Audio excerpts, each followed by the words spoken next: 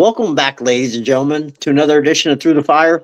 I am your host, Ryan Wickline, and today we're joined by a very special guest. He is a mindset trainer and nutrition coach, Mr. Alex Duenas. How you doing today, Alex? Good. Pleasure to be here. Thank you for having me, Ryan. Man, I love talking about mindset, so this will probably be a very interesting conversation.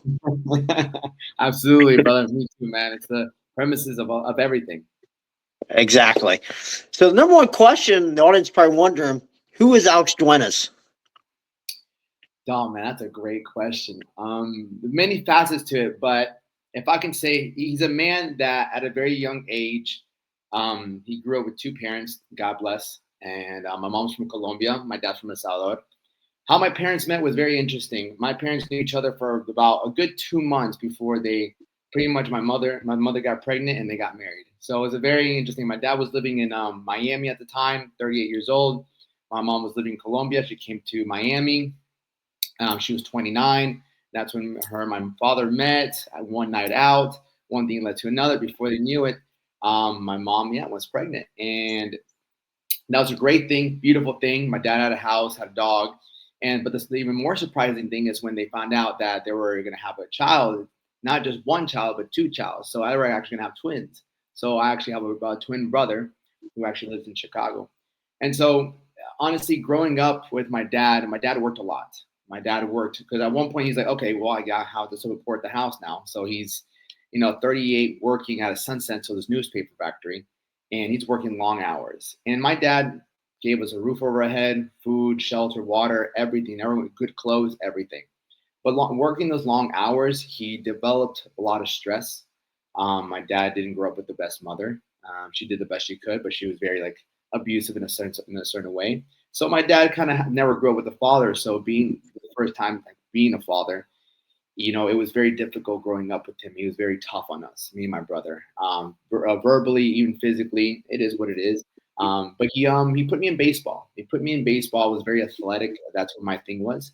And throughout those years, my dad was just very disciplined with me. And he was just like, I want everything to be perfect. Like, if you're going to throw the ball to my chest. If you throw it anywhere else, you have to go get it. At games, I have to be on point. There's times I didn't want to go to practice. He made me go to practice. And going to school, I was a very small kid. Even now, I'm 5'7", like I'm not tall. So I got bullied at school. So I would say up to the age of 12 years old, I didn't really like life. Things were kind of tough at home. I was scared of my father at home. At school, I was bullied. And so at that point, at 12 years old, I just didn't really like life. But one day while I was in the dugout, I saw a buddy of mine. His name was Chris. And he was talking to this girl. And this girl was cute, really cute girl. And I'm like, all right, that's what I want in my life. He had muscles and he was talking to this cute girl. I'm like, that's all I ever wanted. And I'm like, he knows something I don't. Like, there's something. And so after practice, I went up to him. I'm like, bro, can you teach me to do what you do? Like, can you teach me how to work out? He's like, yeah. So the next couple days, I went over his house and he taught me how to start doing push-ups and sit-ups and bicep curls. And that's where my fitness journey really started. I really just saw what I wanted. I saw the vision. I'm like, that's what I want. Muscles and a cute girl. Because I correlated cute girl with muscles. I got to learn. And then about a couple of weeks later, my parents sent me and my brother to Colombia for 3 months. And before I left, there was this little machine called the Perfect Push-Up. And with it came, I would say, the key to my success in the last 19 years. I've been working out for 19 years now. I'm 31. And I've never stopped. I've never taken more than 2-3 days off a week in the last 19 years. And I believe the key to my success in the beginning was, number one, I had somebody teach me something. And number two, I had a calendar. I had a 90-day calendar that showed me what workouts to do, whether I was a beginner, intermediate, or advanced. And that's really where my journey of fitness started. What did what was your confidence like after you started working out? Interesting enough, when I was in Colombia and when I got there, I was around a lot of family. I was around my uncles. My mom had 5 brothers and sisters. I was around my abuela, my grandma, my grandpa, my cousins. So going there, I lived in a house that was very loving. it's not that my parents were loving, but my dad ran like a dictatorship. Right? That's it. My dad ran a dictatorship at the house. So being over there was so much love. And then the kids over there are a lot more different, obviously. It's Colombia. So we go out. When I started going out there, I started making friends. And so you're from America, this. They treated me a lot different than the kids treated me in America.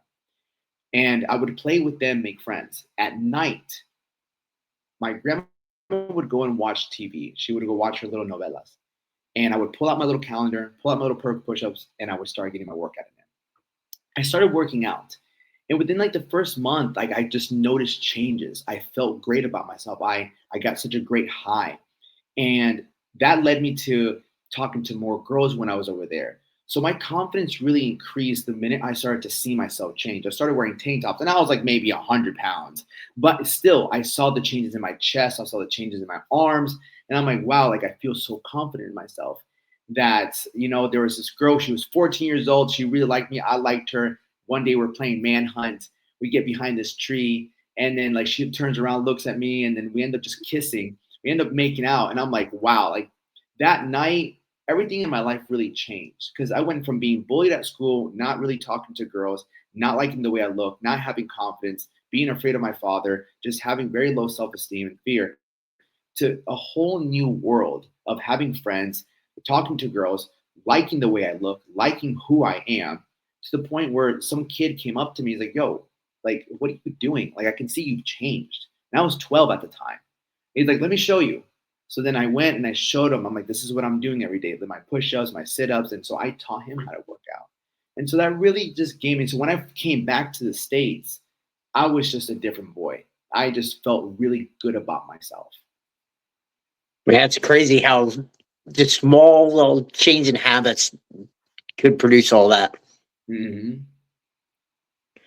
What led you to drop out of college and pursue a career in fitness? Honestly, when I was in college, so when I went to the only reason I was never planning on going to college. I got C's and D's in school, right? C's and D's get degrees. I went when I was in school, when I was in high school, all I cared about was working out, my friends, and girls. That's all I care about. I didn't really care about school. I didn't care about like going to college. I never saw that. Up to that point, 16, 17, 18, I was a lifeguard. So my first job was a lifeguard. And so that to me was a fun job. I had the confidence to be a lifeguard. I've been working out now 12, 13, 14, 15, 16. I've been working for 4 years now. So I felt good about myself. Lifeguarding only boosted up my confidence, And so by the time I was by the time it was time to leave high school, I was like, I'm just going to work at a gym. I love the gym. Let me just go get a job at the gym. So I started working at Elliott Fitness as a sales rep. But I didn't really like sales. Like I remember one day, my first day, I was working with this guy named Alton. He's like, you ready, Alex? I'm like, ready for what? He's like, we're going to go sell memberships. I mean, what do you mean sell memberships? He's like, we're going to go and ask people if they want to join the gym. I'm like, why would we do that? Don't people want to join the gym? And they're like, no, we have to ask them. I'm like, great. So yeah, so after about a couple of months, about a month and a half, I'm like, I don't fucking like this. Like I didn't understand sales, And so then one of the trainers there, he's like, Alex, why don't you just become a personal trainer? He's like, what do you mean? Like, just become a personal trainer. I'm like, no way.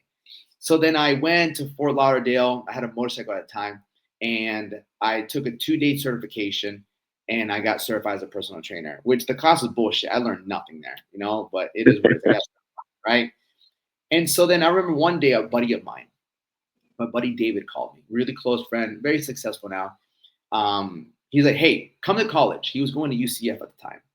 He's like, come to college. I'm like, no. And he's like, come to college. I want you to have breakfast one day.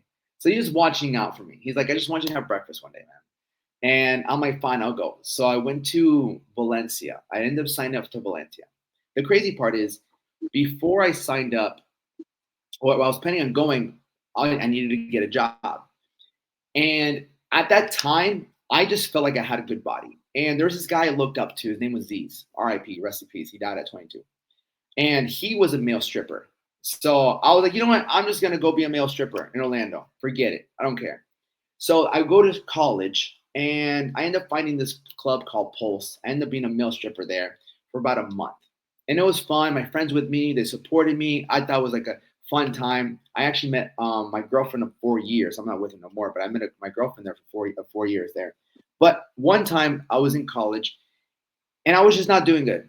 I was like, because I had to study, I had to do homework. And in high school, I never did homework, I never studied. So it was all brand new to me. I'm like, I don't want to study anything. And after pretty much almost failing my classes, I remember sitting at my desk in my room. I was roommates with my two friends, and I remember watching Arnold Schwarzenegger. Like I loved bodybuilding at that point. I loved it. I read in Arnold's Encyclopedia of Bodybuilding, and I just saw him be Mr. Olympia. I saw him like bodybuilding, and I said, you know what? That's what I want to do. I don't want to go to college. I was only going to college for training and nutrition. And so when I had to take my prerequisites, my math, my English, I'm like, this is bullshit. Like I don't want to spend time doing this. Just teach me about nutrition. That's it. And so I said, fuck this. I'm done. I don't want to do this anymore. Like I want to be Mr. Olympia. That is my goal. So I dropped out of college. I moved back home to my friend's house actually. And I said, that's it. I'm going to work and I'm going to dedicate my time to just bodybuilding. That's it. Work and bodybuild, work and bodybuild. Crazy. How did that end up turning out? You know, very interesting, man. I ended up competing in my first show when I was 22. So by the age of 10 to 22, I competed and I did well. I came in sixth place and I just wanted to compete. I just wanted to do it. And there came a time where I'm like, okay, like I like it. It's not bad. I'm working at a gym. I ended up working at this gym called BoxFit, and I had a mentor.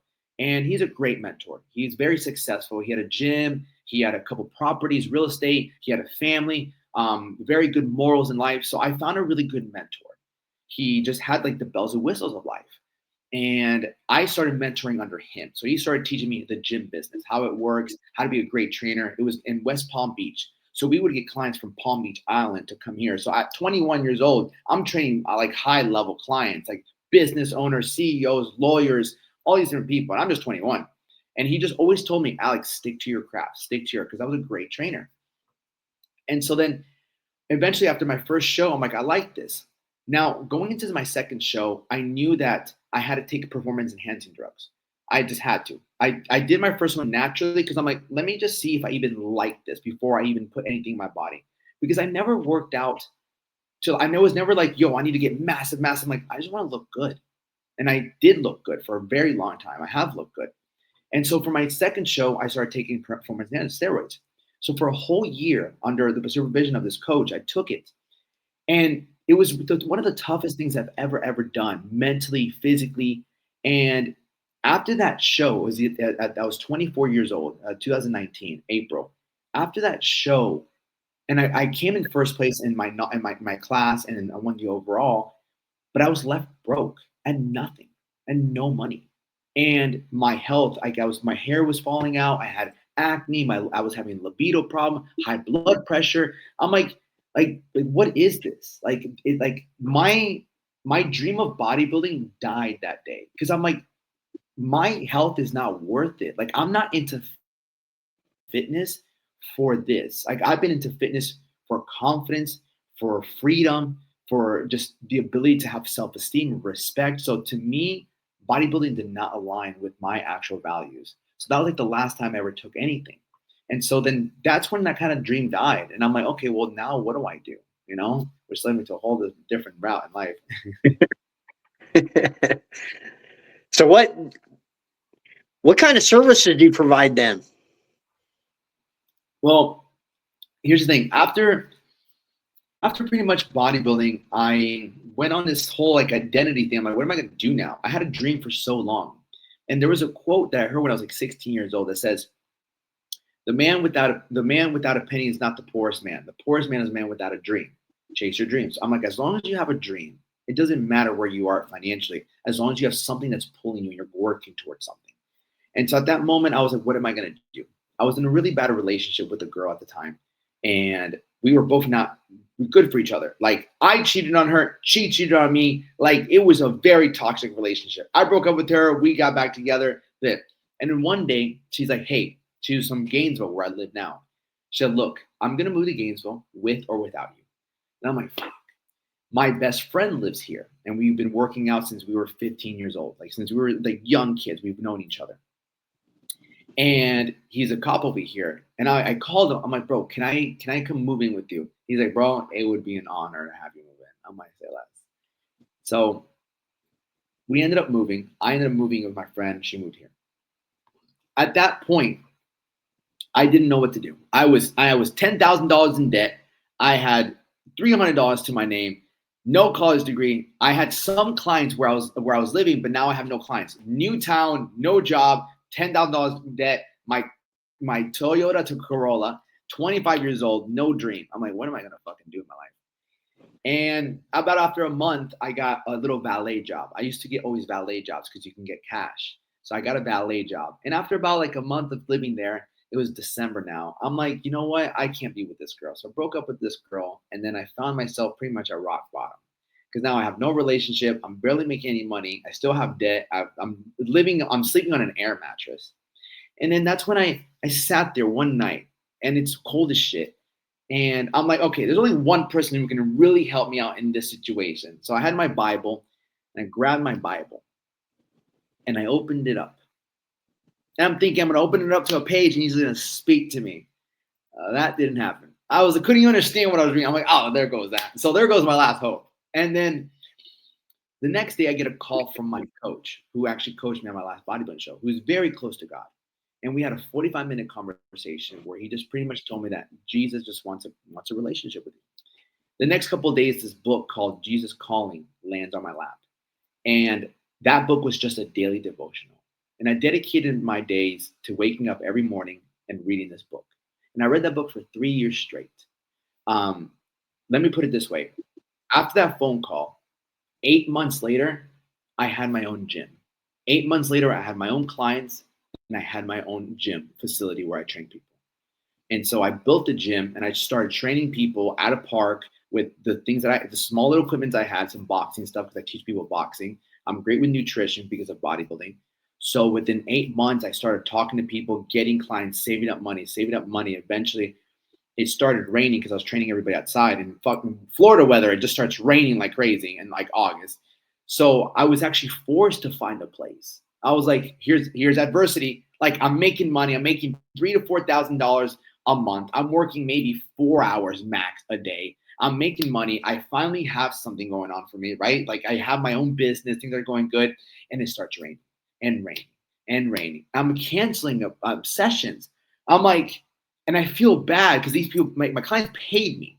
And I'm like, I'm not going to keep canceling sessions. I need to find a place. So I started looking for places. $2,000 year lease. This I'm like, I don't fucking know if I can sign this. I'm making my rent and stuff, but like, how's it? I'm like, do I take the risk? Eventually, I find a place that's charging me like $700 a month to month. I found it. My boy was a real estate agent. Helped me find it. And I asked myself, am I about to do this? Am I about to get another rent? I don't know if I can do this. What if the business stops? What if I don't get clients? Can I afford 2 rents now? And I'm like, I looked there, I'm like, I just got to take a risk. So I said, let's do it. Signed the papers, put my down payment. I went to my house. I went to my sock drawer, pulled out like $2,000, put first, last down. And I said, okay, it's time to start building this gym. Started going to getting horse stall mats, started getting a couple of dumbbells. I'm like, okay, I got to paint the place. Like the 30 days start now. In 30 days, I got rent doing 2 places. I got to get my clients in. So then that's when I built up my gym and I called it the Lion's Den. And so I got a mural painted on it. And I ran that gym for about 3 years. For 3 years, I ran that gym, and it was great, man. I was making anywhere between $5,000 to $11,000 a month. But then again, with great success comes great distractions. And there was just times where I just fucked around. I had a very bad lusting problem. Like I loved women. I started drinking at times with my friends. I started going to festivals and doing drugs. Like I was still coaching my people. I still had my gym, but it's just with all the success, a lot of it comes distractions, an equal amount of distractions. You need the polarities. And so then I started really like some months I'd make $2,000. I'm like, I'm fucking running out of money. What am I going to do? And some months I'd make money and then I'd stop and I'd go have fun. And it was just constantly my business kept doing this. And that's why I say we don't have business problems. We have personal problems and we bring them into business. We have business problems because it's always depending on us. So that's when I really had my gym. And then eventually I ended up selling it and then going online. But there's a whole story for that one if you want to hear it. Wow, isn't it funny that you just dove in and you were like, with God and like, God, answer me today. And you're like, oh, he didn't answer me. It must not have happened, you know? But he doesn't Yeah, work that way. You know, he's like, hey, I'm going to lead you through, but it's on my time, not your time. absolutely. Absolutely. I couldn't agree with you more. So I've heard you wake up at 3 a.m. to get your day started. Why do you do that? You know, I would say at the end of 2022, I just found myself, I would say rock bottom again. I'm like, man, I had my gym, I had my apartment, but I was fucking broke, man. I was like, why am I broke at the end of the year again? Why is this? And that year, I went to 3 or 4 different festivals. I was going out drinking with my friends. I'm over here asking, why am I? I'm like, Alex, look at what you've done. Look what you've done. Like, come on. And like, I didn't see that at the time. And then, I found a guy. His name is Wes Watson. I did find this guy, and I started listening to him. And the thing that really brought me to him was the fact that he was in prison for the 10 years. He's very disciplined. He made a lot of money in fitness. He was covered in tattoos. But he spoke so profound that he wasn't like a lot of fitness trainers. I don't really get inspired by many people simply because I like just to do me. But he woke up at 2:45 and preached about discipline. He preached about being with one woman, and he preached different things that I never heard anybody preach about.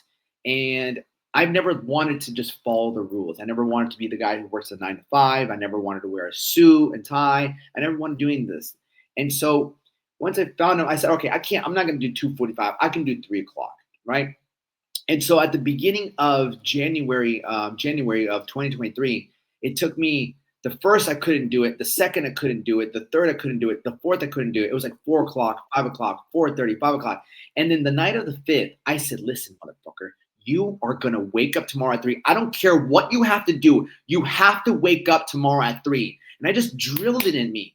And then on January 6th, I woke up at 3, and I did that for a good solid 6-8 months before I messed up and I woke up at 3:30, 4 o'clock. And since then, I've just been waking up at 3. Sometimes my alarm doesn't go off because Apple's phones don't go off sometimes. So sometimes my alarm goes off. I wake up at 4 and in a panic. I'm like, what time is it? But it's a staple of mine because I wake up, I grab some coffee, I show people on my Instagram that I wake up at this time, and I sit down and I read scripture, and I just have a conversation with God. And people are like, why 3? Why 3? I'm like, sometimes you have to experience it yourself. It's a massive sign of gratitude. It's so much discipline. I wake up at 3 and then I'm there, and I'm like, if you only knew the conversations I had with God, you would understand why I wake up at 3. And that's why I get on people sometimes. I'm like, you say you believe in God, but you don't make time for him. You don't really value time with him. But if I told you wake up at 3 o'clock and be sitting down on the couch at 3:30, and I'll give you for 30 days, and I'll give you $1 million. I'll give you $1 million at the end of the 30 days. I guarantee you 99% of people would do it. He's like, all right, I'll sacrifice sleep. I'll get to bed really early, and I'll show up out there on that couch at 3:30 for the next 30 days. For $1 million, oh, forget it. I definitely will. Right. You value money more than spending time with God because you believe $1 million, because you truly don't believe that spending time with God will actually change the quality of your life. But you do believe that $1 million will. And so that's why I tell people, I'm like, how much do you actually believe in God? How much do you believe in God? To say you believe in health and not to work out and not to eat right, you don't believe in health. Show me with your actions. By their fruits, I will judge them. I'm like, if you only knew what you actually gained if you spend time with him. But the Bible is hard. Everything in life is hard that has value. It's not worth the sacrifice. It's not worth studying. It's not worth looking and researching what Bible verses help you with faith. If you believe in him so much and you love him so much, why don't you act like him? Why don't you act like him? I get on people like that a lot. Yeah, you got to kind of choose your hard. You can either choose the easy way, which will make it harder later on in life, or do the hard things now and be more disciplined, and your life gets a lot easier. The path of least resistance makes you weaker. And so people are praying for strength. I mean, you're praying for strength, but you're waking up at 7. You're praying for strength, but you're eating whatever you want. You're praying for strength, but you're still drinking. You're praying for strength, you're still watching pornography. You're praying for strength and you're not working out. What are you talking about? God isn't just going to zap you with strength. You only gain strength through restraint, restraining pleasure. When you start to restrain yourself from the instant gratification, which always leads to delayed pain, that's where you build true strength. That's where you build that discipline. And that's when you start to get the confidence to deal with whatever problems are going to happen in your life. People say, oh, I'm having a hard day. A hard day is when your mother, your father, your brother, your best friend, your dog, when they die. Like when something like that tragic, that's a hard day. Everything else is not a hard day. It's just a moment. It's just a moment that you feel low. It's a moment where you just don't feel good about yourself. You go knock out a workout. You go open up some scripture. You start to name all the things you're grateful for. Thank you for this beautiful day, for this roof, for the food, for my arms, for my health, for my things. Thank you so much for this meal I'm about to have. Thank you so much for an opportunity. Like once you start to really change your perspective, how much of a hard day is it really? Because somebody in another country isn't going to eat today. Someone's mother was here yesterday and isn't here today. So I tell people, it's your lack of perspective. It's not a hard day. It's your lack of perspective and lack of gratitude. Yeah. How is that little mindset shift that you talk about gratitude and just changing your perspective, change your life? Man, you realize, so gratitude it's not just an emotion, it's physics. When you're constantly saying thank you, what are you ultimately saying? When you say thank you, is someone's giving you something. So when you're saying thank you so much for this, I'm so grateful for this, you're telling the universe, you're telling God, like, thank you for everything you're getting. So you're in a sense receiving more. When you lack gratitude, man, I don't have this. How am I going to pay this? Well, they didn't text me back. This isn't fair. You're acting out of scarcity. So you are saying, I don't have enough. I'm not getting enough. There isn't enough. And so by the laws of the universe, that is what your outer world is going to seem like. But when you're constantly saying thank you, you're literally saying thank you for everything you're giving. So more is given to you. Because the man that can be appreciative with what he has can be appreciated with more. And so I tell you, when you have gratitude, you have massive amounts of faith. And you can always, because most people have 99 great things going for them in life. And the one thing not going in life, God's like, man, I gave you so much. And there's one thing that's not going for you right.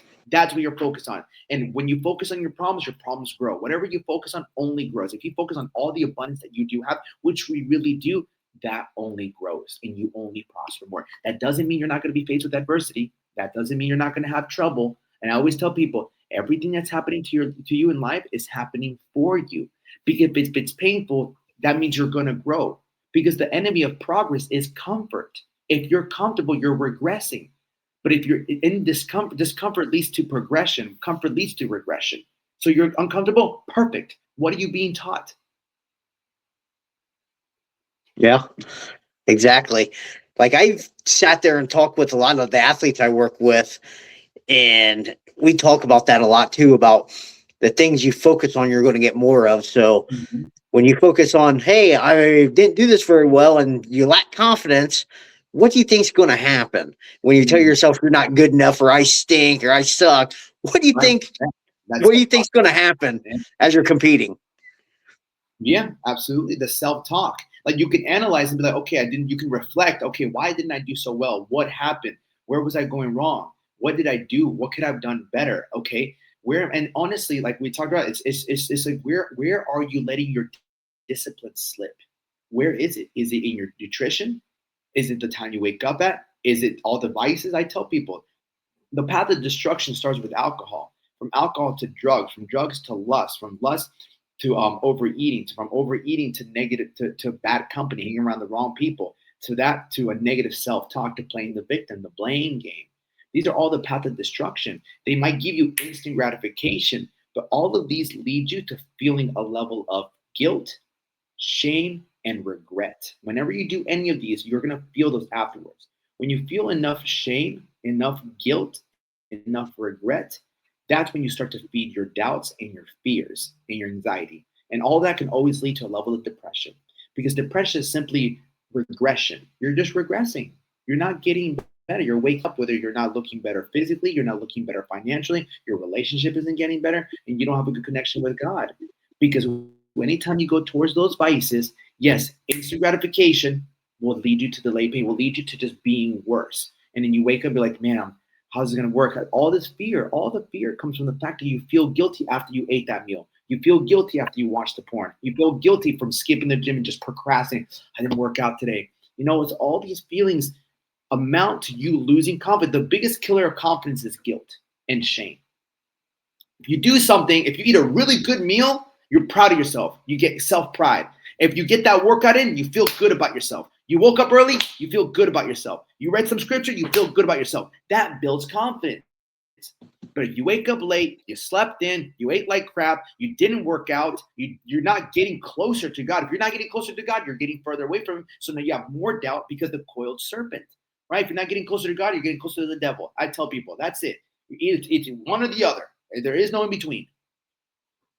Yeah. What tips do you have to help people build confidence and overcome their limiting beliefs? Confidence is just a byproduct of consistent implementation of what you said you were going to do. If you said you're going to wake up at 5, you wake up at 5. If you said you were going to go work out, you go work out. If you said you weren't going to drink, you don't drink. Because your subconscious mind is always watching you. You said you weren't going to drink, and now you're drinking. You said you were going to start your diet today, but you didn't start your diet. You said you were going to wake up early, and you didn't. So now when you're like, I'm going to beat this team. You can't even wake up at 6. You think you're going to go and beat this team? I'm going to go make 20 grand this month for my company. You can't even stop drinking. Like you told yourself you were going to do this and you didn't do this. Like the lack of confidence comes from the fact that you said you were going to do small little successes in the details. You said you were going to do this and you didn't do this. You said this and you did this. You said this and you did that. So of course your confidence is down, because confidence is belief that, man, I do what I said I'm going to do. And I tell people, like, you can't go up to that girl because you're not proud of who you are. Like when guys are scared to go up to her, I'm like, you have to pretend to be someone you're not. If you simply stayed committed to your word, you would only have to be yourself. Be like, oh, just be yourself. You suck. No, don't be yourself, because you suck. You lie to yourself. You don't follow through with what you said you're going to do. You don't like the way you look. You don't like the way you feel because of what you do on a daily basis. And limiting beliefs really comes down to like your self-talk and your actions.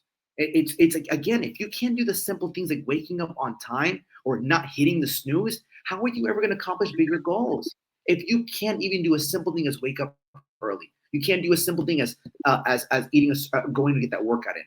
So like these limiting beliefs are just a byproduct of you consistently failing to do what you said you were going to do.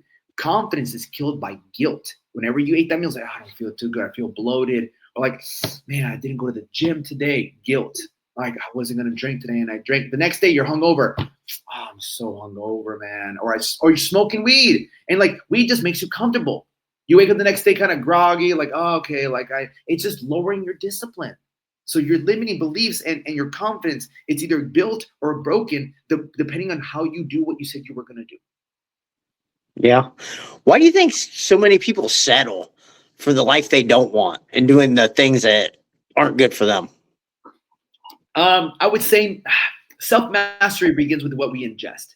So it's comfort. People are chasing comfort because it feels good, and people don't have really good mentors in their life. My dad was tough on me, but my dad made me tough. A lot of people nowadays, and I do a lot of TikTok live. I have a good amount of followers on TikTok live. I do YouTube live, and a lot of people say, a lot of these men, I'm like, this is hard. Why would you say that? You know what's hard? When you look in the mirror and you don't like what you see. You know what's hard? When you look in your bank account and you don't like what you see. You know what's hard? When you look at your family and you know they're not as motivated and inspired by you. Some guy today on my TikTok live, he said, man, I wish my son could listen to you. I'm like, why should he listen to me? You're his father. He should be looking up to you. Why should he be looking up to me? You should be the one setting the example, not me. And so when I realize is that people settle because they just get complacent because the people around them, and then when they're met with failure, they mistake temporary defeat with failure. When ultimately the what you're either winning in life or you're learning in life. I've in my business when I had a great month of $10,000 and then I would go down to fucking $2,000. I'm like, what happened? Well, then what did you do wrong? Alex, you went out and did some drugs. You went out and drank. You went and slept around with 3 different girls. Well, you're not losing. You're losing because you're not learning from your lessons. Learn from your lessons.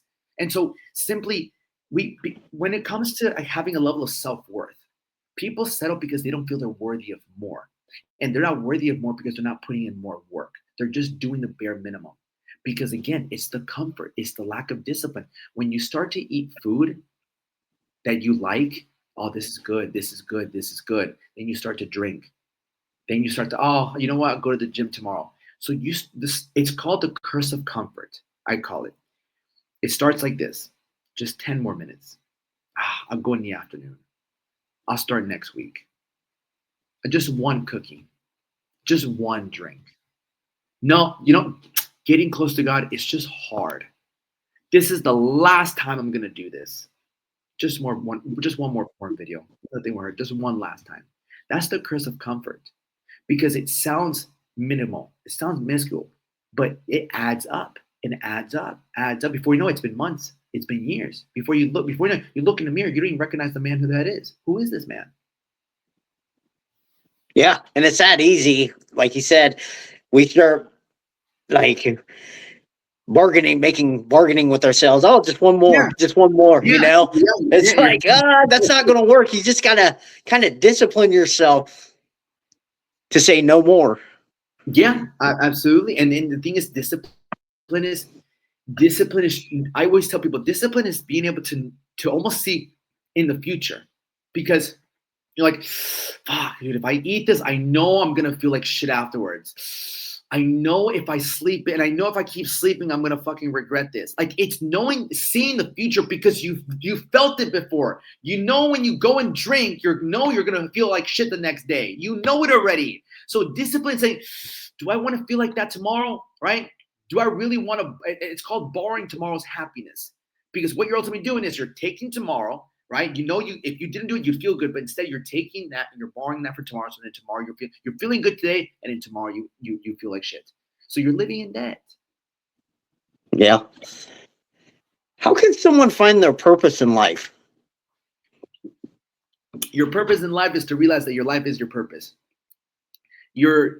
You're meant to listen to that voice in your head that tells you when you look in the mirror, I gotta start going to the gym, or I gotta lose 20 pounds. I gotta start going to the gym. Man, I gotta stop scrolling on my phone so much. I gotta stop drinking. I really gotta quit smoking.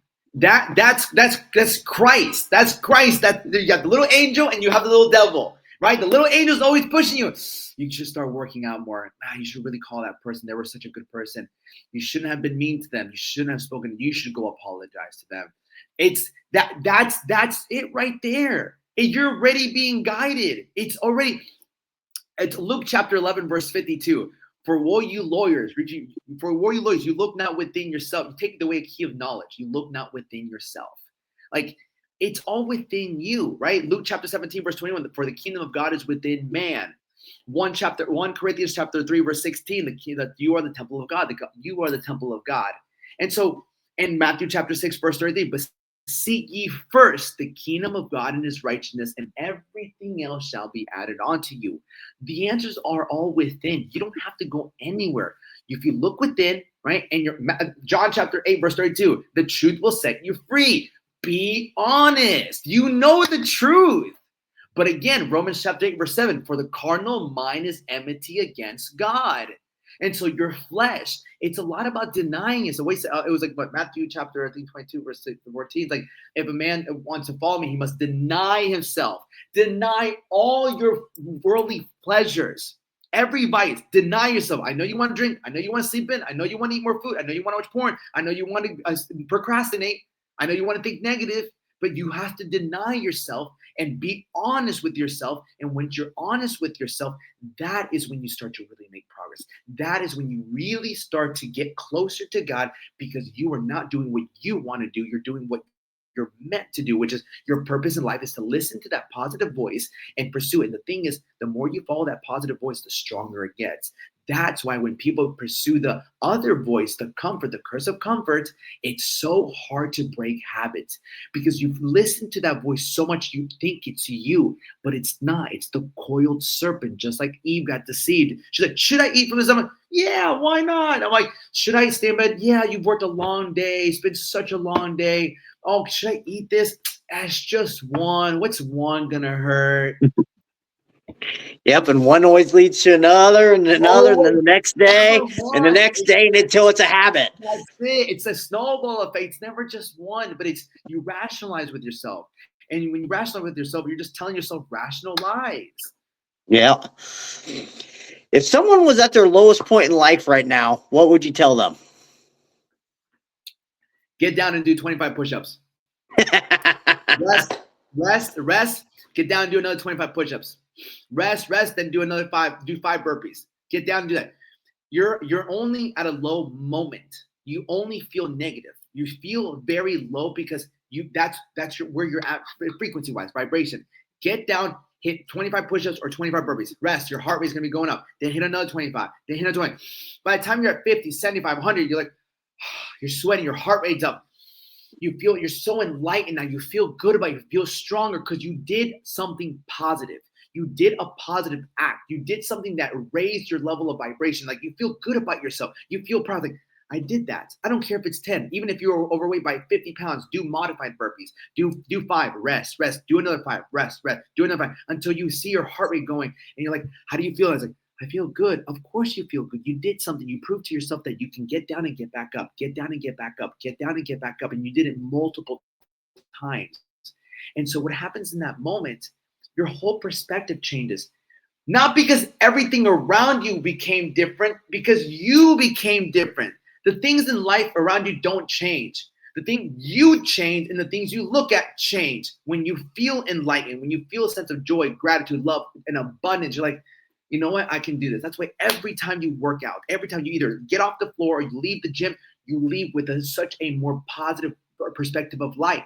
So it's not that you're in you might be in a very low point in your life, but it's a low moment because of how you feel about yourself.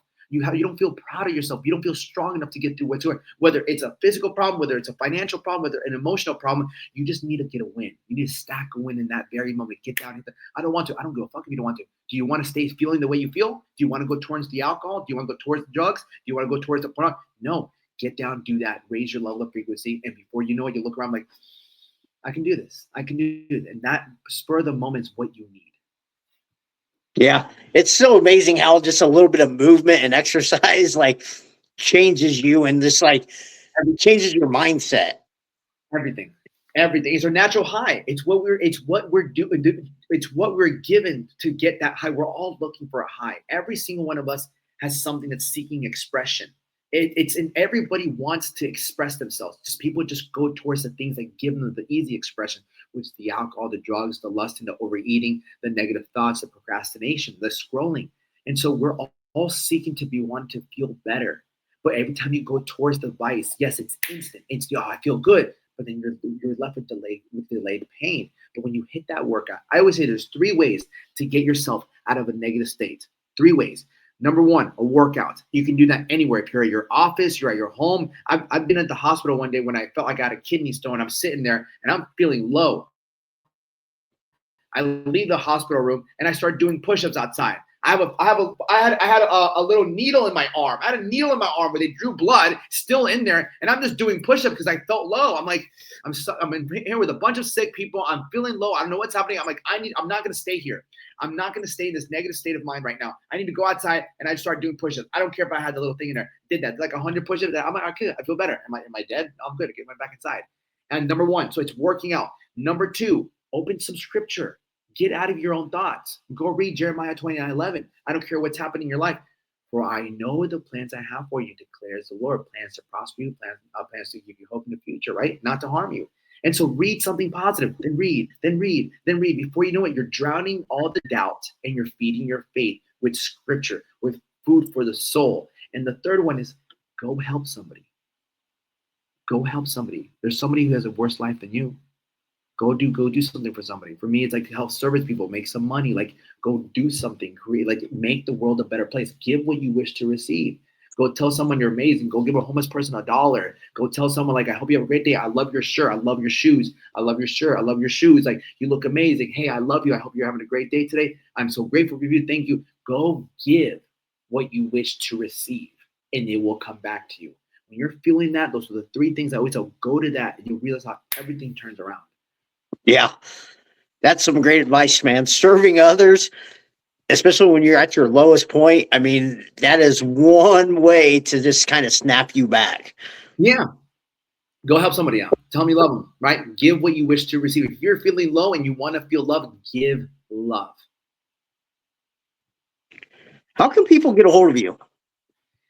They can go to either my Instagram, the Alex Duenas. They can go to my TikTok, the Alex Duenas, or they can go to my website, thealexduenas.com. Awesome. And I'll put all that in the show notes too. Is there anything we haven't covered that you want to talk about? I would say people who want to get closer to God. Remember Acts chapter 7, verse 48, howbeit that the Most High dwelleth not in temples made of hands. I would say get this book called Jesus Calling. Eventually, I'm going to write a book when it comes to getting closer to that. But that book really helped me. Every time I get clients, I send them that book because, again, there's like 3 things I help people when it comes to my coaching. Number 1 is getting rid of your vices. Number 2, getting closer to God. And then we get you in incredible shape, understanding macronutrients and training.